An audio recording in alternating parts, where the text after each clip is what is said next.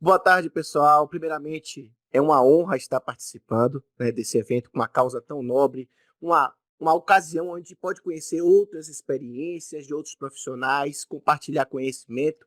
Eu sou o Francisco Matos, eu sou biólogo, sou pós-graduado em docência e novas tecnologias, professor há mais de 14 anos aí, já vi de tudo, desde o fundamental, já trabalhei em pós-graduação também, né? Estou finalizando o meu curso de tecnólogo agora e sou aluno da Ensina Radiólogos aqui na pós-graduação de tomografia e ressonância. Inclusive, Júlio é meu professor dessa disciplina que ele acabou de ministrar aqui. Atualmente eu estou na tomografia, né? Então tenho atuado na tomografia. Então hoje eu vou falar sobre tomografia computadorizada em pediatria, tá bom? Então, hoje vocês perceberam aqui várias vertentes da radiologia e a pediatria é uma dessas vertentes que tem características próprias e quem trabalha com pediatria vai concordar com o que eu falo agora. Exige um perfil diferenciado do profissional. Não é todo mundo que tem as características para atuar bem na pediatria, né? Então vamos lá. A radiologia pediátrica, ela é uma subespecialidade que tem como objetivo executar e produzir, interpretar exames de imagem para bebês, crianças e, veja só, adolescente. Então, se você está recebendo um jovem de 17 anos, 2 metros de altura, cheio de barba na cara, ele é considerado ainda radiologia pediátrica. Você não vai usar, é óbvio, o protocolo de criança para um indivíduo desse, mas ele não pode ficar sozinho da sala, ele não pode assinar termo de consentimento de contraste, por exemplo, tá bom? Então, diante dessa variedade de público na pediatria, eu decidi destrinchar aqui algumas categorias, até porque ela exige conhecimentos próprios. Primeiro, os lactantes prematuros. O lactante prematuro está na incubadora, ele sofre muito com hipotermia. Então, é um jovem que tomografia, é um prematuro que tomografia não é indicado. Até pela questão da radiosensibilidade, que é extremamente alta para um bebê nesse estado. Já os lactantes jovens, que é até uns 6 meses de idade, se for extremamente justificável, iremos fazer tomografia, né? Porém, geralmente, se eles estiverem bem alimentados, eles estão tranquilos, molinhos, você posiciona, faz, mas com a mínima dor, eles se agitam muito. Aí vai ficar muito complicado fazer o exame sem uma sedação ou imobilização. Já os lactantes até 3 anos de idade, se você entretê-lo, ele vai ser solícito para o exame. Se ele estiver com sono, ele não vai ficar bem solícito, por isso que em hospital pediátrico, muito exame para crianças de 3 anos de idade é feito de madrugada, porque ele cochilou, ele dormiu, aí quando ele dá aquela acordada, a gente faz o exame correndo, porque sabe que ele vai estar mais solícito. Mesmo assim, temos que mobilizar. De 3 a 5 anos de idade, inclusive recentemente eu fiz um exame numa criança de 3 anos, 3 anos e meio, elas também são, assim, você consegue entreter com um celular, com uma música, conversando, porém eles têm uma grande dificuldade de ficar muito tempo quietos. Então, se você conseguir convencê-lo a deitar na mesa, faça o exame correndo, porque eles não vão conseguir ficar muito tempo parado. E imobilização, eles são muito resistentes com relação à imobilização. Eles preferem não ser imobilizados. É o que a gente chama de adolescência infantil, né? Já a criança em idade escolar e adolescentes, de fato, eles são realmente mais solícitos, até porque eles compreendem o que é aquele local, a importância do exame, então não tem grandes dificuldades. Mesmo assim, eu procuro sempre me comunicar para que aquela situação seja menos traumático possível, seja agradável, até porque eu não sei qual é a situação de saúde daquele indivíduo de fato, não sei quais são os traumas. Então perceba aqui o seguinte, ó, na radiologia pediátrica, a variedade de clientes, pacientes que você pode receber é muito grande. E isso vai exigir conhecimentos especializados para cada categoria dessa aqui, tá bom? Aí eu vou problematizar, usando inclusive um dado que Júlio já trouxe, né, que é essa questão aqui feita pela Comissão Europeia de Radioproteção, onde 60% da radiação, quando se diz de exames de imagem, provém da tomografia. Tomografia, ela tem uma dose muito elevada.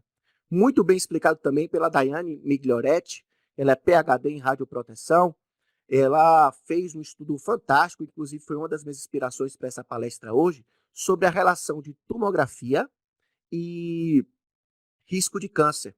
E ela, sempre é bom lembrar, tomografia libera uma radiação 100 a 500 vezes maior que radiografia convencional.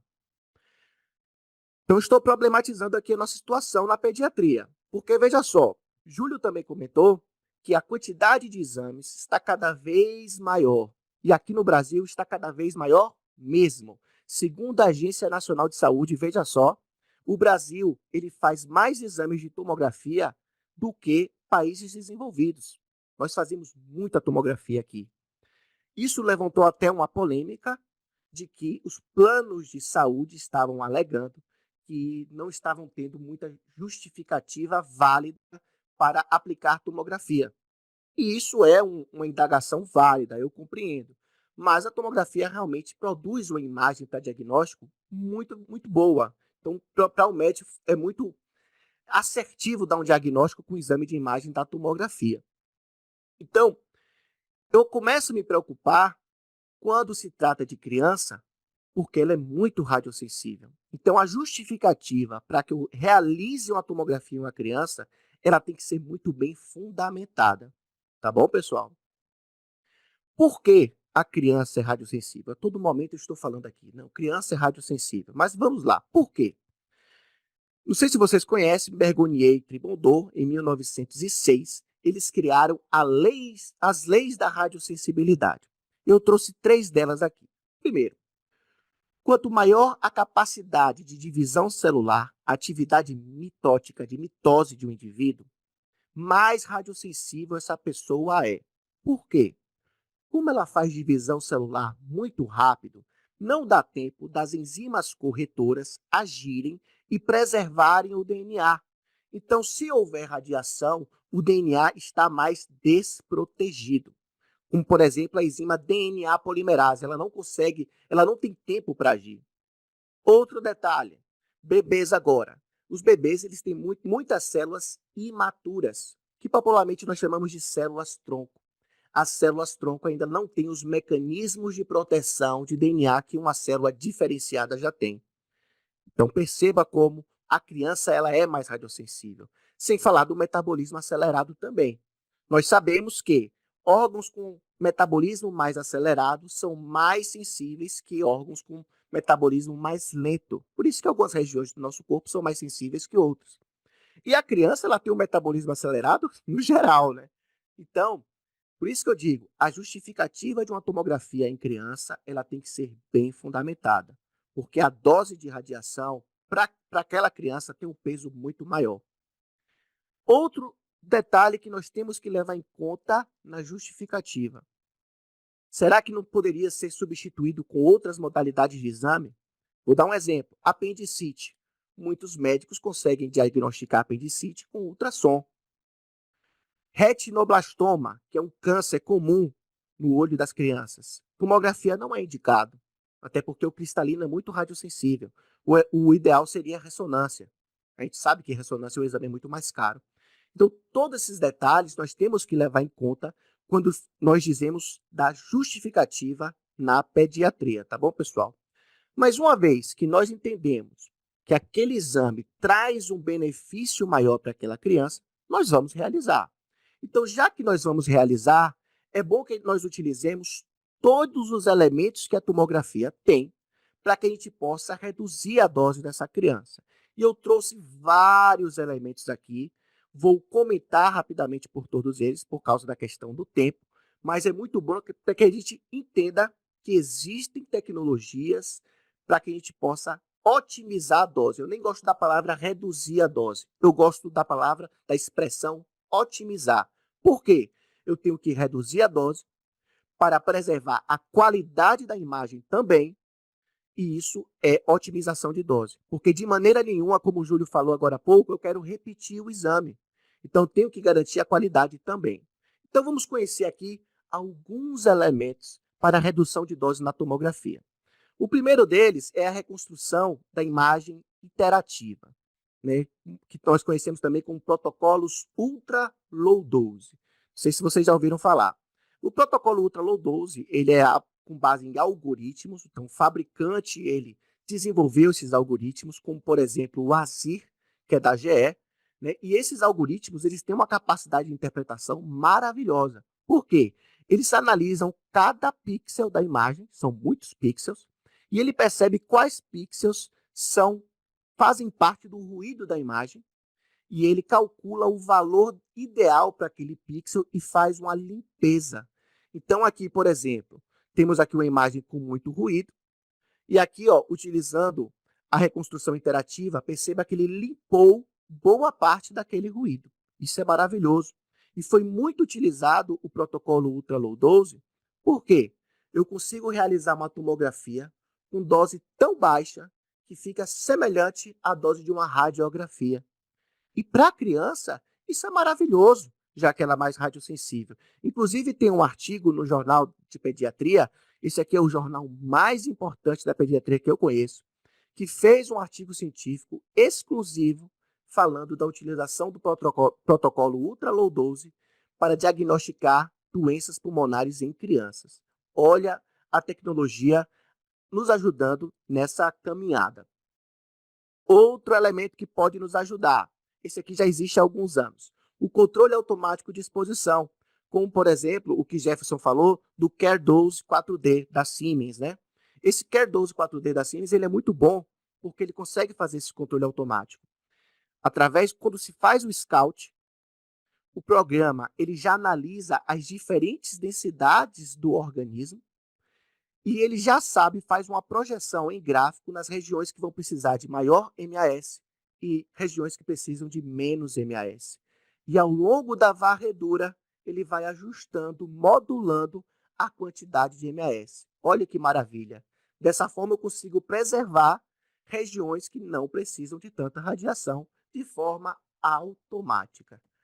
Outra tecnologia, não, outro estudo que está a nosso favor, que são os níveis de referência na pediatria, né? São duas associações que fazem esse nível de referência.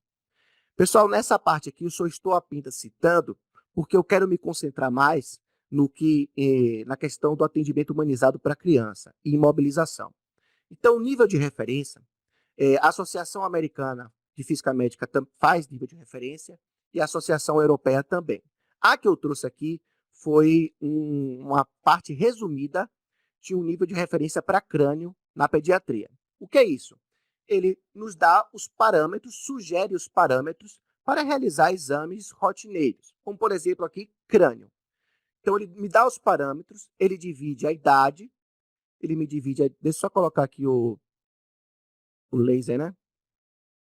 Ele me dá a idade, ele sugere o MA e ele me dá ainda a estimativa de dose, que é o CTD-IVOL e o DLP também. Então, isso vai servir de guia para todo mundo, né? A gente pode usar esses níveis de referência. E, inclusive, esses níveis de referência, a cada 5 anos, são atualizados. Por que eles são atualizados a cada 5 anos? Por causa disso aqui, a modernização dos aparelhos. Os aparelhos estão ficando cada vez mais modernos e a corrida comercial agora é a seguinte, a competição é essa. Olha o tomógrafo que desenvolvedora tal fez com excelente qualidade de imagem e com dose reduzida. Então essa é a competição, impulsionada pelo capitalismo, é claro. É uma competição boa porque nós da radiologia, a população toda ganha, né, com esses novos aparelhos que estão ganhando o mercado.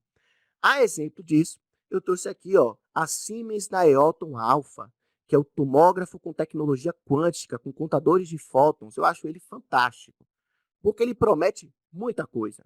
Ele promete alta resolução, pouco ruído, baixa dose de radiação.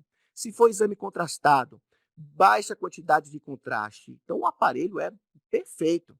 Por que ele promete tanta coisa? Porque ele desenvolveu um tipo de detector com tecnologia quântica que é capaz de contar em nanosegundos todos os fótons de raio-x que chegam no detector e fazer a equalização de carga elétrica em nanosegundos. E com isso, a quantidade de ruído diminui drasticamente. A imagem sai linda. Então, Um aparelho desse vai ajudar na pediatria? Vai, porque estamos falando de uma dose reduzida e qualidade de imagem. EPI infantil. Isso também tem que ser um bom hábito dos profissionais. O EPI infantil. Por quê? Se você, por exemplo, está fazendo uma tomografia de tórax, coloque uma blindagem nas gônadas da criança.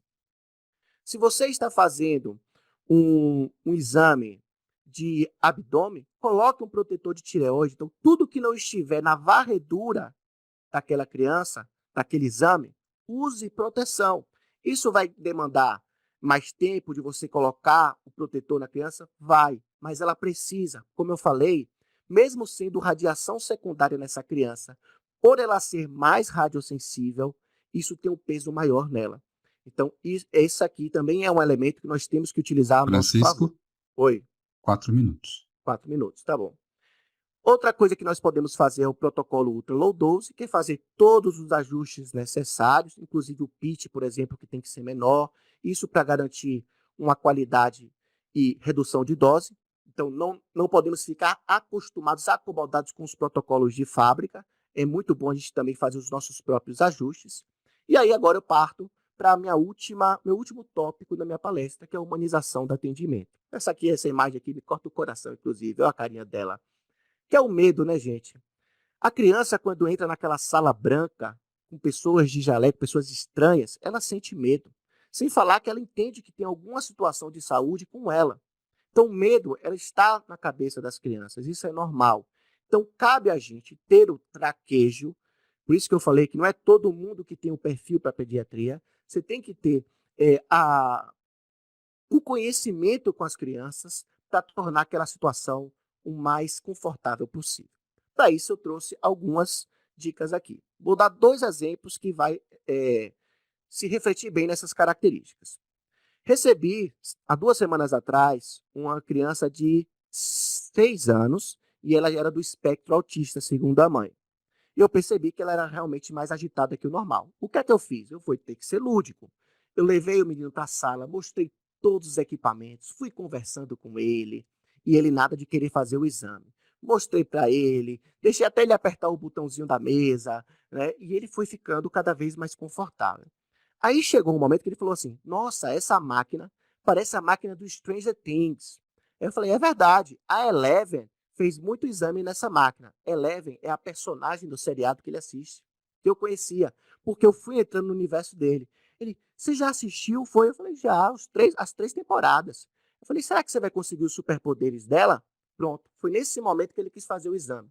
Posicionei ele na mesa, fui correndo, fiz o exame sem precisar de nenhum tipo de mobilização.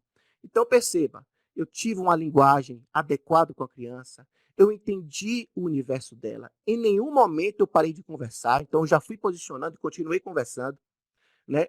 Mostrei todo o aparelho. Eu não botei música porque eu sei que crianças autistas às vezes se incomodam.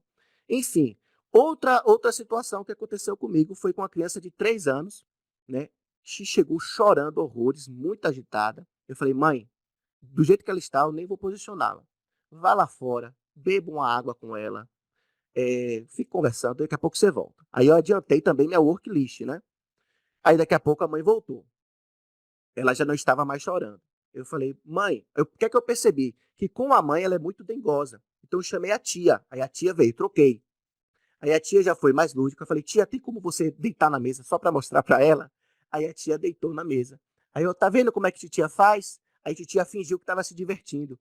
Aí quando a criança vê os outros se divertindo, eu também quero. É minha vez, é minha vez, é minha vez.